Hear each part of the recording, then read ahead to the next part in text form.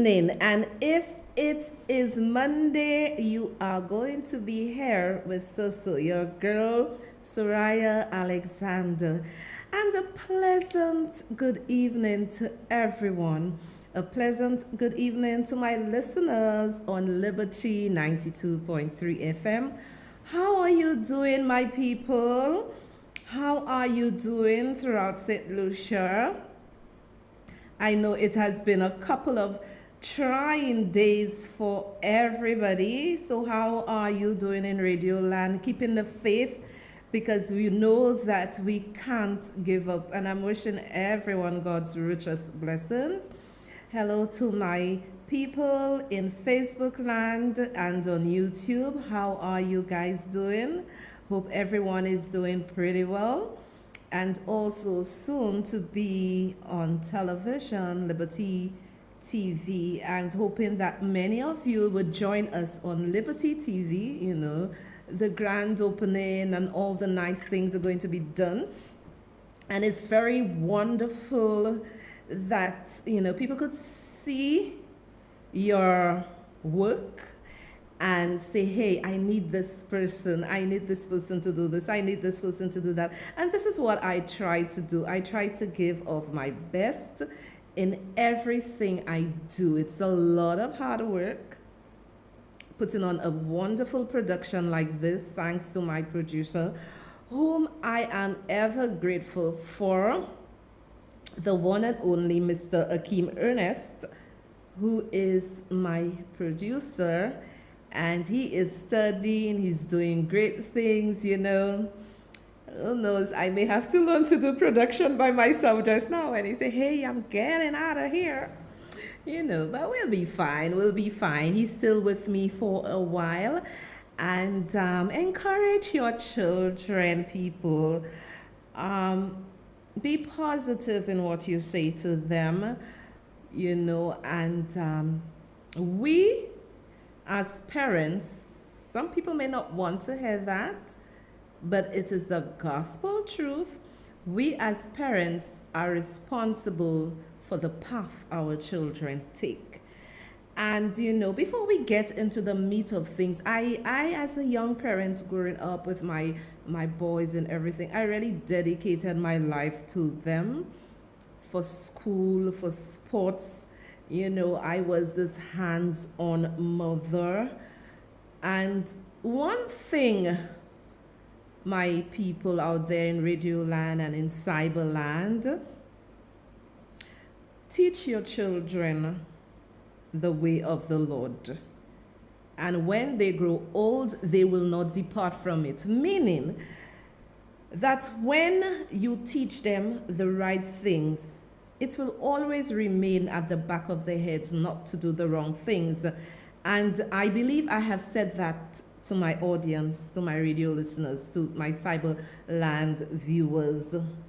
I have said that many times. Be an encouragement to your children, because the show tonight is very, very appropriate, you know. And let me say thanks to all. I cannot forget them. Sometimes I do forget them.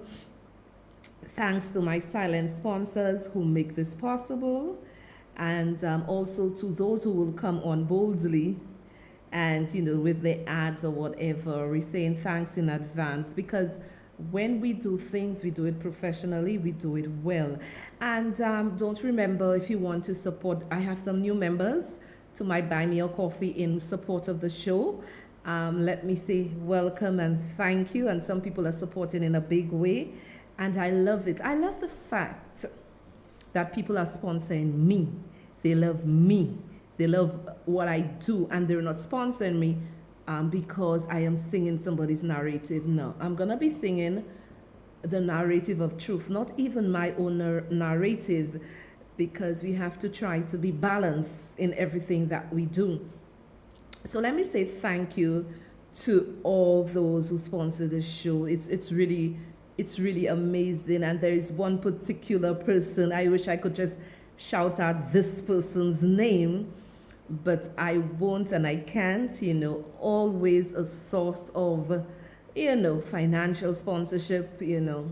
Right here in St. Lucia, we have some wonderful businessmen, and any other businessman who wants to support me silently. You're free to. You can get me on Facebook. You can also get me on our WhatsApp number. So anybody wants to support, because I know I am starting to realize there are a lot of people who want to support what I'm doing, and because I am not leaning to anybody's side, I'm just speaking the truth, and they want to sponsor. So some of them just do it silently, and they sponsor very well. So I want to thank you for that. And I am hoping others, like I say, would come on. So, also support the show. It is integral. And people have a habit, especially in St. Lucia. Let me say something to you, people. We in St. Lucia, we like everything freeness, and we do not like to support each other. It's a fact. We do not like to support each other.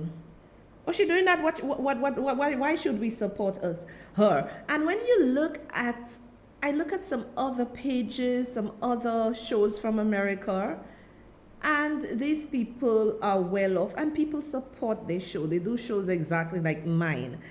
But this other guy, his show is kind of political, but he gets support.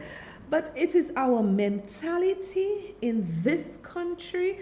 This is why we have so much gang violence, and I'm coming to you very hard tonight. It is our mentality in St. Lucia, and I'm going to say it again. This is why we have so much gun violence, and I'm going to use myself as an example.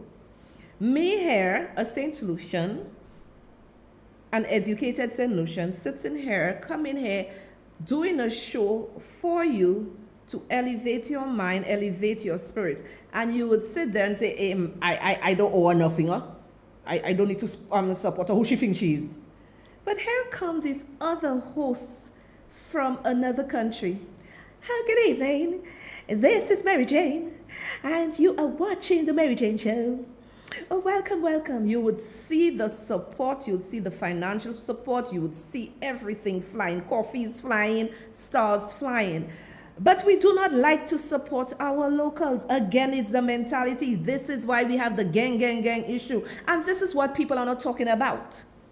We want to blame the government. We want to blame the Prime Minister and his cabinet. They have to take their portion of blame. I am not saying no. But tell me, if you need to use the loo, okay, in England, they call the toilet the loo. So if you need to use the loo, you will call the Prime Minister to use the loo with you. This is the mentality. Nobody wants to take responsibility for themselves. And we as a people in St. Lucia, we do not want to support each other.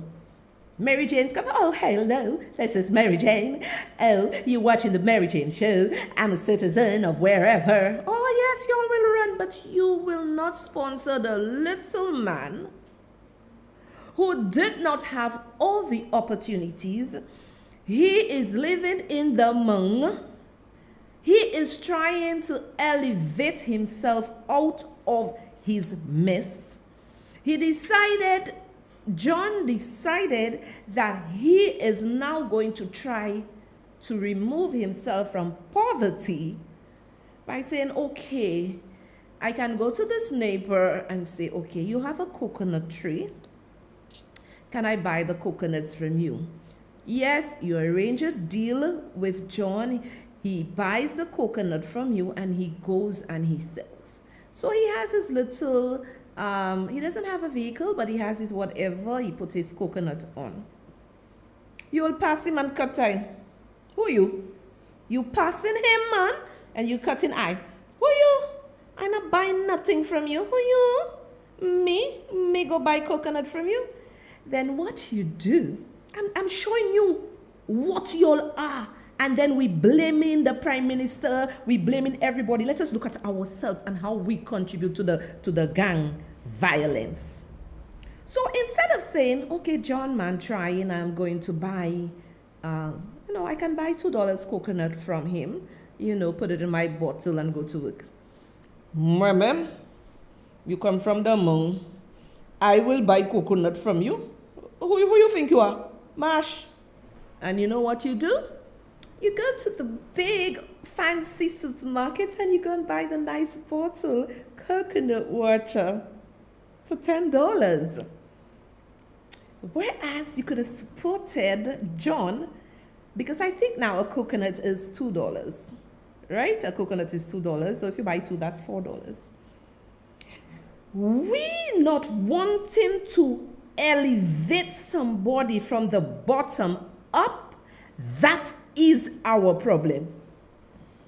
Excuse me, my people, let me just have a drink of water. We not wanting to elevate somebody from the bottom, that's our problem. We're always looking down on people who you. So when we speak of gun violence, of gang, of the crimes, we have to put ourselves in the equation. Because when opportunities are not there, when opportunities are not present for those who are not so fortunate, what do you think they're going to do? And if they try to help themselves, what we do as citizens who may be, a little more proxy, a little more well-to-do, we turn our noses at them instead of helping them. So when y'all come in with your fancy stories, the government, Philip J. Pierre must just do this, do that, we have a part to play in it too. That we get our salaries, we see a little fella selling his coconuts, we can patronize him. We can help him, remove him, and every day he comes, people keep buying from him, then he start assembling his money. When we don't support him, hear this. I am going to come to the more sophisticated part, which is government. Okay, I'm leaving them on a side for now. But when we as citizens who may have disposable money, instead of saying, okay, I'll buy 2 coconuts from John. If you're going home, you can share with your family. If you go into the office, you can tell one of your friends, hey, I bought a coconut for you. Because in our times, anybody who goes out, they bring something. Hey, I brought this for you. I brought some bread for you. I bought this for you. That's the nice wrap. I know if you're all doing that nowadays. All right? So it first starts with us. Society does not begin with no damn government. Society starts with us. The change starts with us, that we help each other. I hope you're following me, because we always looking at the problem or the issue from the top. We have to look at the root causes. So hear this. So John now want to live that old kind of life. You don't want to stay in this gang life. You decide to start that, and then we as citizens with a little disposable income start to help John. When we look, John from the Hmong in Vieux-Fort, I hope I'm saying it properly, Hmong. John from the Hmong in Vieux-Fort, what he does, he continues selling and buying his coconut from the coconut farmer, and he goes and sells his little coconut. When you and I keep supporting John, in the next 6 months we seeing John have a nice little stand, and he's now selling his coconuts in bottles, nicely labeled for us to drink, and he may have some other fruits selling. This is how we support the micro businesses in order for them to elevate and for them to realize that, hey, I can make it. But how can they make it if we are not supporting them? How can they push forward if we are not supporting them? And let me tell you something. There is nothing wrong in supporting somebody. Your blessings will follow. So here we go again. We support John and we continue supporting him. At the end of his 12th month, we are seeing John with a little van, and he has his coconuts at the back of his van, and he is selling, and he can move place to place. This is the way we help another person trying to elevate out of poverty. This is the way we do it. And then we see John was one who would have fallen by the wayside, but we as a community helped him by sponsoring, by supporting, by buying his coconuts. And then he has now shifted from being a gang in the mung and being productive. So we as the small sponsors with our little $2 or $4 buying from him, John now has elevated to buying his little truck. So right now, if John wants to move further, we'll still keep buying his coconuts. But if he wants to move further, he can now approach a lending institution. Or if John is within the age range to get a grant or a loan from the youth economy, he can get it. And then this is a life we have saved. Now let me show you. I am talking very deep to you tonight, because we always believe it's the big fancy policies, the big fancy words, the big fancy that is gonna solve gang violence. No. The opportunity must present itself for that young gang member wanting to change his life. We as a society and a community must support that gang member to change his life. Being consistent, excuse me, people, John being consistent in what he is doing will eventually lead him to success. Success, gang member wants to change his life. He has an idea. He went to a coconut farmer, started to buy some coconuts and want to sell. We as the citizens within his community say, we ain't letting you go to the dogs. We're going to continue supporting you. We continue supporting him. Within 6 months, he built his little cart where he's selling his coconuts. In the next 12 months, he has his vehicle, and then he's on his way. This is one life saved. But we're not seeing that. It's the bacchanal. Why the Prime Minister not doing nothing? I too, when I heard of the killings and everything, I too was really upset. Like, what is going on? Like, what the heck is going on? I was really, really upset. I wasn't hearing from the Prime Minister, and putting things into perspective.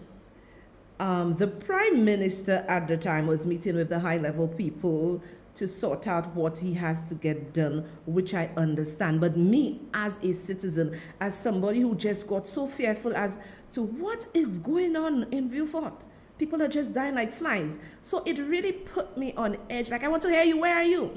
But, people, we too are part of the problem. And I know we blame the parents for knowing their children doing it, and the power, whatever. But inequality exists in every society. And let me go to the governmental part right now. I believe that the crime situation or the gang issue in Beaufort did not happen on last Thursday. It has happened for decades. And this is where I will blame our leaders. And I have always said that to you, my people. I have always said to you, in order for a country to excel, any administration must invest in human resources. If you do not invest in your human resources, you're going to have a problem on your hand. And I'm hearing a lot of people talking with emotions, but I'm somebody I think very deeply. And people who tell you as it is, let me tell you one thing about them, they think very deeply. All right? Because when we tell you how it is, we tell it to you from our heart with no malice. Governments come, governments go, have failed our people in terms of developing them, human resources. What, and I sure nobody will be able to give me an answer. Can somebody tell me what effective programs have been placed within the constituency of Beaufort, whether it's south, north, east, west, whatever? What effective program have been put in place to assist those who are in those gangs? Many people who are in gangs want to come out. But what is the opportunity? Now, coming out of a gang is just not like coming out of a gang. I know people are saying, oh, this is how they are. But the government, this is your role. This is not my role.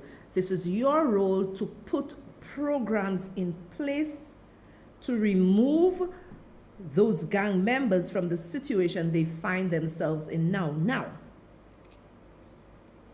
it is all well and good to say, oh, go in there and kill them, go in there and whatever. But you cannot have a strategic plan without programs to stop the trend of this gun violence, gang joining gangs. You must have programs in place with qualified people and people who are willing to invest their time to counsel and nurture these young men, because most of these young men do not have children. And let me tell you, what I'm saying here to you tonight is very, very important. You should ask your friends, your children, whoever to come listen to this live. Because when you come here, you are coming here to learn. You are coming here to make a difference. I want to be different. I do not want to come here repeating the same thing everybody's repeating. I want to come here and allow you to think. We must make an effort. For instance, if you live in a community or in a neighborhood and there is this young man trying to do something with himself, he has a shop or whatever. Yes, we may go and shop at the supermarket, but you may miss 1-2 items and you go and you patronize that shop. And this is a form of income coming in. There are many things we can do. If I walk up the road and I see some of the guys, I jam them, I say, how are you? How was your day? Some people might feel, oh, I too big to talk to them. Hey, we all going 6 feet deep. We ain't cutting style on nobody. We all going 6 feet deep. And I want you, my people, to sit back. I want you to listen to a former gang member explains how to stop big city violence. And this is what we need. There is a lot of chatter, and I am not going to be in the chatter just for chatter's sake. If I'm putting pressure on the government, it's constructive pressure, because we need to see something done now. We need to curb the gang violence. Yes, we need to curb it. But at the same time, apart from using the force to go in there and do whatever the police has to do, what is the other plans, the social plan, the economic plan, the psychological plans to get those gang members out of the state they are in into productive citizens? I would love you to sit back. The video is 6 minutes. Sit back, Radioland, listen, and to those in Cyberland. I want to bring in Jermaine Rhodes now. He joined a gang as a child in Chicago, and it wasn't until years later that he got out, and now he is trying to get other Chicago kids off the streets and see a brighter future. Jermaine is joining us live tonight. Appreciate your time. Thank you. Nice to be here. Well, let me get your response to what Aisha was saying right there. In terms of just turning on some lights in Chicago, would that help? Of course not. People get shot in broad daylight all the time. People get shot on Interstate 290. It's not lights that'll stop people from killing each other. We got to go deeper than that, way deeper. So what do we need to do? She said one thing right. We got to look at this as a health problem. And if I got time, I would like to get deep in this because I look at it as a health problem too. If we all understand how syphilis works, right? Syphilis is an STD that can be treated with a penicillin if you catch it early. But if syphilis go untreated, it'll eat up the nerves and then it'll eat up the brain. Right now, Black people in Chicago got syphilis and it ate up our nerves. And our nerve is not able to send signal to our brain to let us know that we're messed up. We don't know that we're messed up. So we keep doing the same things over and over and over again. We don't know that we're causing harm to ourselves. Jermaine, you said something recently in an interview. You said, don't judge my choices when you didn't see my options. Describe for me what your childhood was like. Oh, my childhood was terrible. Both my parents did drugs. My daddy did drugs till the day he died. They found him with a pipe in his hand. My mom still do drugs to this day. I haven't talked to her in 3 years. But basically, I grew up with nothing. I grew up in a trap house. My house was the house that they sold drugs out of. Everybody in my family was in the game. Everybody in my family sold drugs. Not one person in my family had a job. Not one. And you were on that path. What was your turning point? Mr. Reginald Berry, an old gang chief from my neighborhood. It took him a long time to talk sense into me, but he did. It took him like 3-4 years. But he's the one that turned me around. And because he looked at me and he told me my whole life story without knowing me. And he was able to do that. And that let me know that it's the same story in these streets. Nothing changed. You sell drugs, you make some money, you get some clout, you go to jail, or you die. The end. Not a long story. Right. What did it take finally, though, to convince you? You had heard it over and over again. You saw what you were facing and what you were dealing with. What was the one thing that he said that took you to a place where you saw some hope? It's not what he said, it's what he did. The fact that he never gave up on me. The fact that he was a role model. The fact that I had somebody that I can disappoint. I had somebody that I can let down for the first time in my life.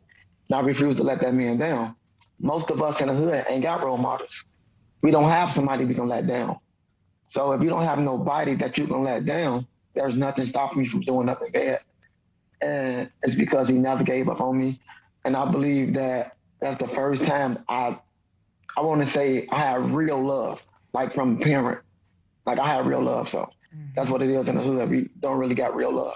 So how are you going to pay that forward? What are you doing now to help others who are in the same situation that you were in? I'm just doing the same thing he did to me. I'm not giving up. I still live in the same neighborhood that I grew up in. And now I'm some of a role model. I'm 30 years old. I make almost 100 grand a year. And I won't leave. And I'm an ex-felon. That's a plus. And you make your money doing what now? When you tell them this is what you can do and you can make a living, what are you doing? I work on sets. I'm a rigging grip. I work on the sets of TV shows at Center Space. And I've been doing that since 2014. And if they were to say, well, is that fulfilling? What do you say? Well, I love it. It's a wonderful thing. But it's not for everybody. You have to find out what you like.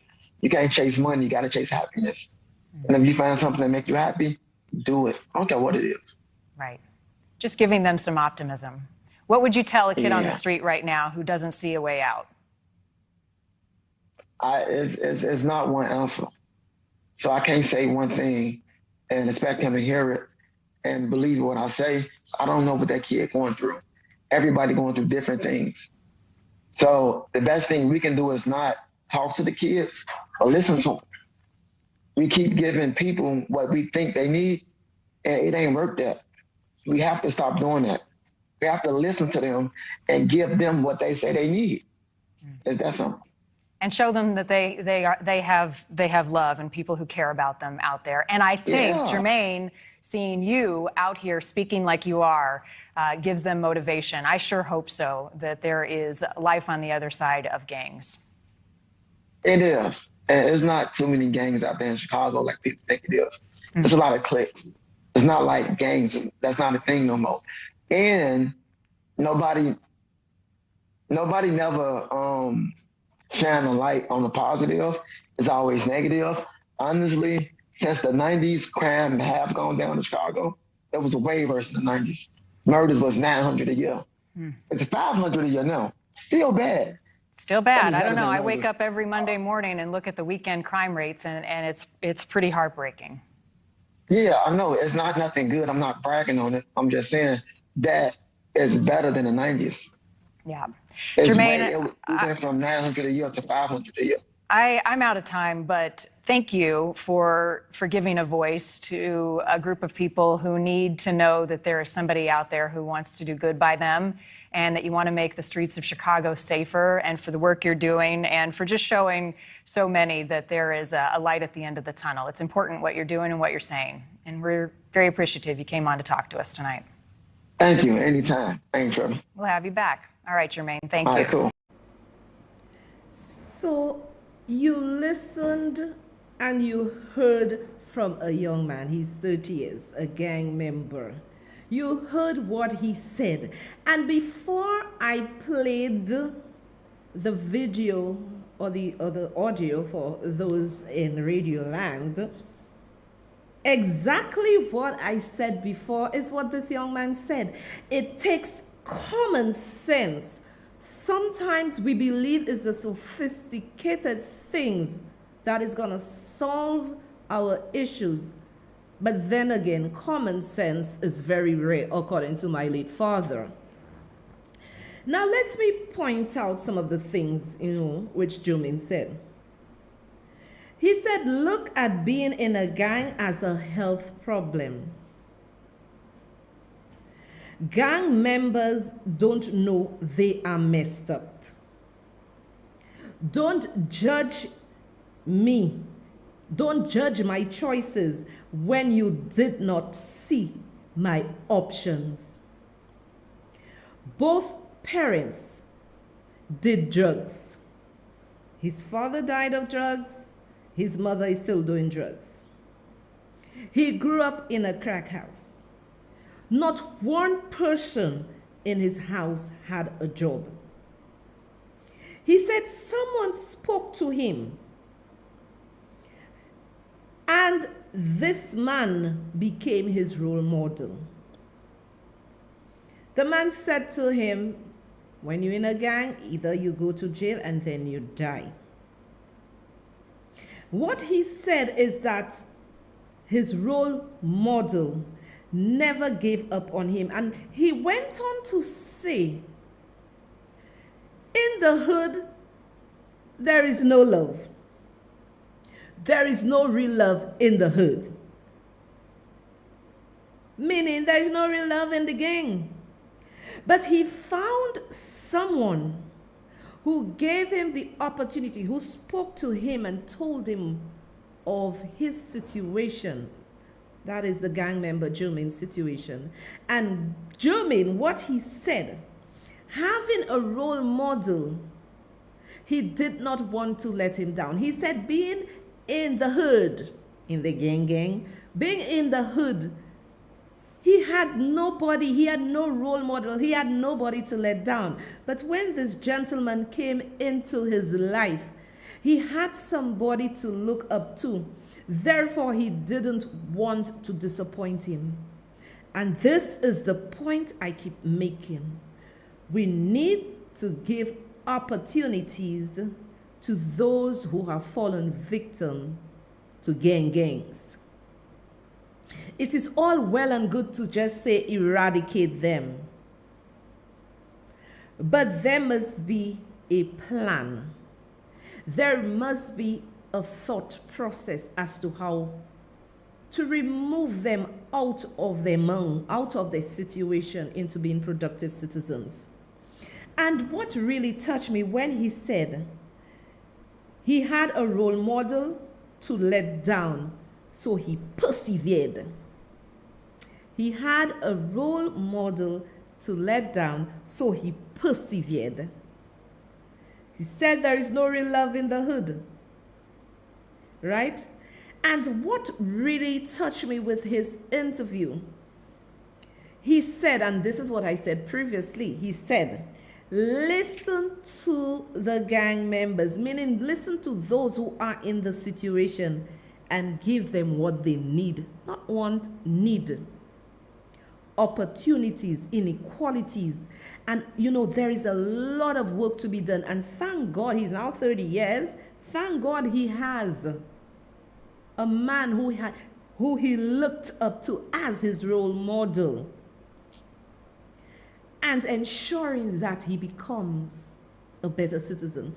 Now, look at what happened, and this is what I'm telling you. And from 2014, he has been working on a TV set, making $100,000. That's US dollars, my people? And this role model, this man who himself was in a gang, spoke to this young man. Before he even opened his mouth to speak to his role model, who was in a gang too and left it, the man told him everything about himself. You heard it in the interview.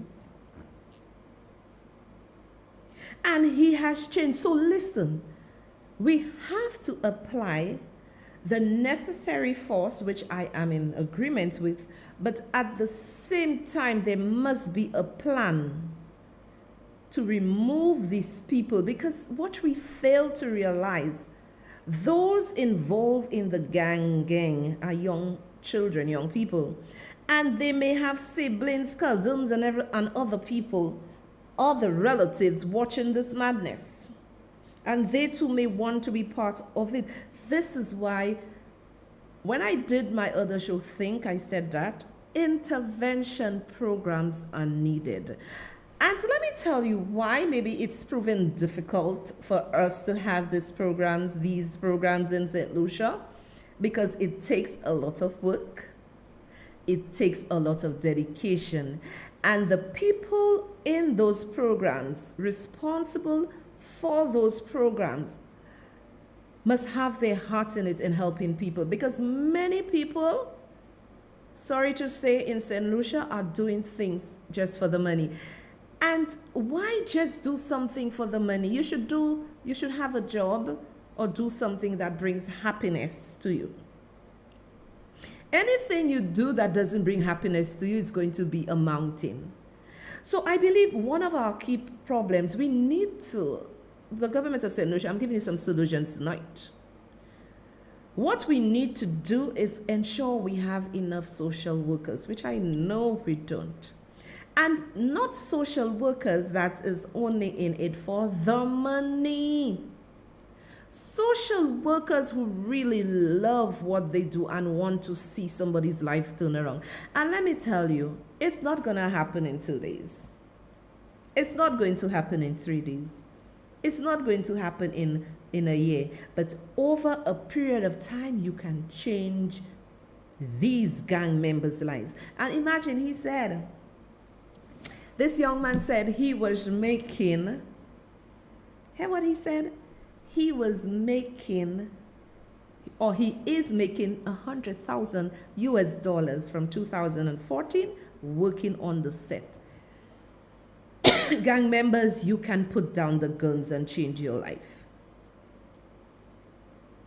You guys can put down the guns and change your life.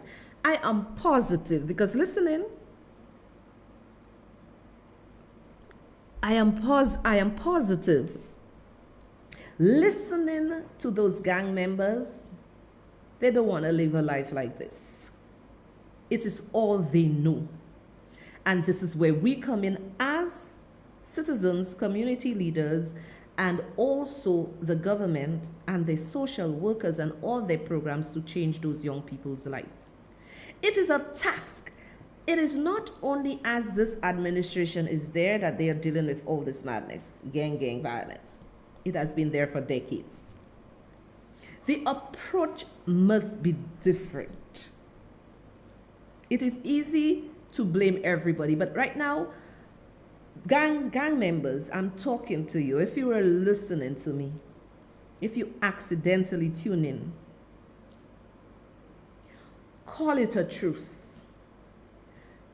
The gang leaders speak to each other. There's too much blood. There is too much blood. Speak to each other. Call it a truce. Get a man of the cloth or somebody you can speak to and change your ways. Because when you kill this one mother, the other gang member is hurting. When the other gang member kill your mother, this one is hurting. Call it a truce. Call it a truce, because you need to call it a truce. And if you have to surrender, you have to surrender. Or whatever you have to do, you have to do. But you need to call it a truce, because like the young man said in the video, is either you go to jail or you die when you're in a gang. This is how serious it is. So when I come here, I think things through. I will not come here and just get emotional and start shouting and get hearty. I am giving solutions to the gang members and also to the government and we as citizens. It will be a win-win for all. It's a triangle. The gang members on one side, society, community on the other side, and at the bottom, we have the government. We all in this together. I hope you all guys are enjoying the show, because I know many of you are saying I am taking this to another level and at another angle. You know, we must stop the blaming game. We know everybody has to be blamed, blah, blah, blah, but it's time for us to move on, people. And what I will do for you again, I need you to sit back and listen and get your kids, right? Get your kids there. I want you to sit back and listen to kids meet an ex-gang member. And you know, children are a heritage that the Lord has given to us, and we give it back to Him. Let us start thinking instead of acting with emotions. And I know on Thursday, Friday, Saturday, let me tell you, all of us are in our feelings, and it's fine. We are human beings who are upset with the killings. But kids are so precious, and you should bring your kids to listen. I hope Radio Land and soon to be on TV, you could sit around, you know, the couch and listen to me, because I'll be bringing things for us to think. And as I said to you, after you leave my show, when you go to bed, your brain is at ease and you can think of things, not the shouting and the getting on crazy. So take a listen. Do snitches get stitches? Do snitches get stitches? There is a code in the streets. Mm-hmm. In some cases, snitches do get stitches.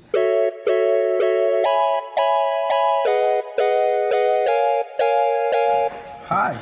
Hi, what's your name? I'm Cortez. What's your name? My name is Celine. Hi, my name is Forrest. How you doing, Forrest?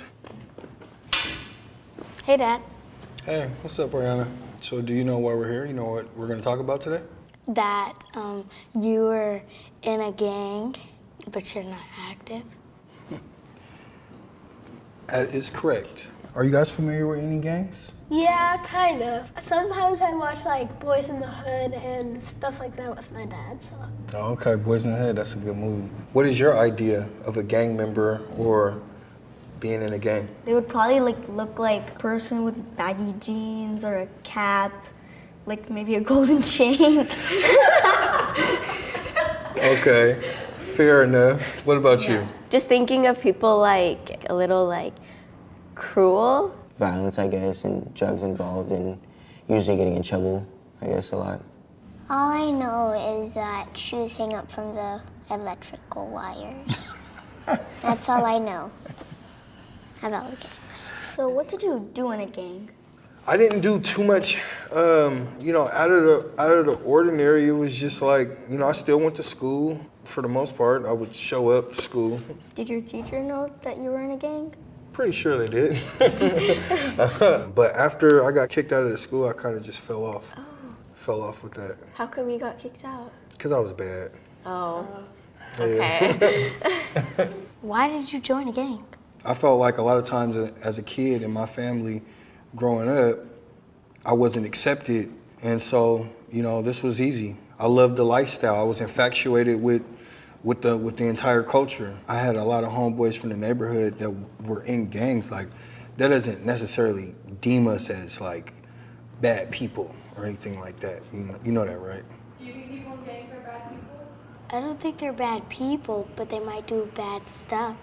So what kind of activities, I guess, did you guys do as a gang on a daily basis? You know, link up, smoke some weed, shoot some dice, play basketball, drink. I hope you didn't get drunk when you drank alcohol. Well, alcohol does that to you. Like, it takes you out of your normal self and Makes you dizzy. makes you a little dizzy, you know. Sometimes you collapse. Sometimes you run across the street like a horror movie. Right. Did your parents know that you were in a gang as well? Yeah, my mom was not like accepting of it. She gave me all the values that I needed to have to be successful, but it still comes down to choice. And I just chose to live a lifestyle that, you know, I wasn't really raised to live, but, you know, I did it. I have a question. Yeah. Have you ever went to jail? Yes, unfortunately, I have went to jail before. What for? It was driving without a license. I got caught with drugs. Have you ever carried a gun? Yes, I actually have carried a gun before. How old were you when you first held a gun? I was probably about 16. Did you ever have to shoot anybody? Or at anybody? I played a part in a lot of activities in the streets. And how did that make you feel pointing a gun at somebody else? I never said I pointed a gun at somebody else. I thought you were kind of getting there. Hey man, you're a great interviewer. You almost got me right there. So did you have to do like any horrible things or things you didn't want to do? I never did anything that I didn't want to do. I have done some horrible things that I'm not proud of doing. Why did you do something bad? You should think in your mind, should I do this or should I not? But you chose the wrong choice. You're right. You did it. You're right. You're absolutely right. Have you learned from your mistakes? I'm continuing to learn from my mistakes. Did you ever have any like friend gang members? Did they have ever died? Yes. Yep. Unfortunately, I lost a couple from my actual block. Do you think that gun violence or any type of violence is necessary? At this stage in my life, no. I think that you can always effectively communicate with one another to resolve anything. I don't think nothing should result in violence. If they say something mean to you, say stop, but if they don't, turn away, breathe, and then say how you feel, and then ignore them if they just keep saying it. Wow. Why didn't I think of that back in the day? When did you start realizing that what you were doing was wrong? 21 turning 22, started to think about some of the things that I was doing. I made a decision to live different and to do something different. I got kids to take care of, so it started being more about them and less about the neighborhood. It's funny, I actually work with youth now. I'm the recreational specialist for late night, so I'm the supervisor over all the late night programs in all community centers that I used to go to and get kicked out of when I was a kid. And so it's dope to actually be back in the hood and giving back and being over the program that we was always at when we was young. Do you think that people that are in gangs or was in gangs, do you think that they could like change and do good? Well, yeah. I mean, you did it. So if you can do it, anybody else can do it. Yeah, I guess you're right. That makes sense. Thank you for your time, and let me ask you questions. For sure, It was Forrest. nice meeting you. All right, man. See you guys. You guys stay out of trouble. Bye-bye. Bye-bye. Remember what I told you. I got you. Peace. Peace. You heard this little girl? Peace. Now, I hope you realize in that video here, did you realize when the young lady, the first young lady came in, she said, "Hey, Dad." That's her father. And her father is no more actively involved in any gang.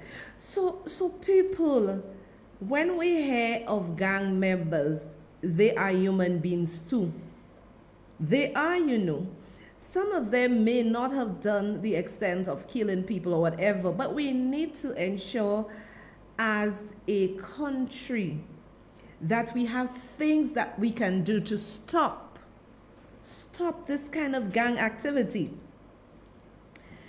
And if you listen to what the young lady's father said, and those kids who interviewed him were so brilliant, and I believe this is the kind of content, local content we need. When you get the children involved, and if you look at those kids, you know, it's a kids club and they're very active, they speak into former gang members. Let me tell you, sometimes that one little word, you have this former gang member speaking to young people, children, asking them questions. A gang member or even the big boss or whoever may be looking and listening and change their lives, and you just hear, we ain't got no gangs again. Everybody trying to change their lives. And the father did change his life. The father said that he went to school, but he was kicked out because he was bad. And most times when they are kicked out of school, what do they have to fall back on? And the father said, and this is so critical, and this is what Jermaine in the first interview said. He never knew love because he raised in a crack house with his father, his mother. He found love, but there's no real love in the hood. And this is what this gentleman was saying too. He said that he was searching for love. He was not accepted by his family. Be very, very careful, people. Whoever is listening to the sound of my voice throughout the world, because we're also on various apps, on the internet, Liberty apps. So to all those who are listening to me, tell your children you love them, because most times, excuse me, your children end up in gangs. It is as a result of how you treat them. You don't love them, you don't nurture them. And both former gang members said that they did not feel love. One said there's no love in his home. The other one said his family did not accept him, so he felt the streets, the gang members accepted him. But there is no real love. Okay? And he said when he linked up with the gang, they would smoke weed, they would drink, they would shoot dice, you know, and do all other stuff, you know, that is not pleasant. And people in gangs can change. People in gangs can change and they can do good. So we in St. Lucia, because we have a situation right now, we have to do what we have to do. Law enforcement and the government have to do what they have to do, but there is another side to it. In doing what you're doing, there must be a continuation of programs. We cannot only say that we are investing in youth economy for young people to change their hobbies into a business. That's fine. But a youth economy is also designing programs that can lift those young children, those young people involved in the gang, in the mang, however you pronounce it. We must get serious. And I am hoping that the Prime Minister of St. Lucia I know that he had his high-level meeting. That's all well and good. But I also need the Prime Minister of St. Lucia, Honorable Philip J. Pierre. I also need him to have a task force, a serious task force. I have given you all free consultation tonight. Honorable Philip J. Pierre, you need to write me a check. I have given you all free consultation tonight because I care about my country. I am being blessed because people enjoy my show and what I'm doing. So I am blessing my country with giving them free advice. And what I have given you there, those involved in that field would tell you, Sohria gave you sound advice. It's not always the shouting. I didn't come here to point fingers because I too have to be part of the solution. I was very scared, honestly, I was scared not for me or my family, but I was just scared for the madness that was going down in Vieux-Fort. And, you know, I saw a gentleman. His name is Leslie Charles. I don't know if that's his real name, but I saw him wrote a comment on the Prime Minister's page. I know he's a full supporter of the Prime Minister, which was excellent.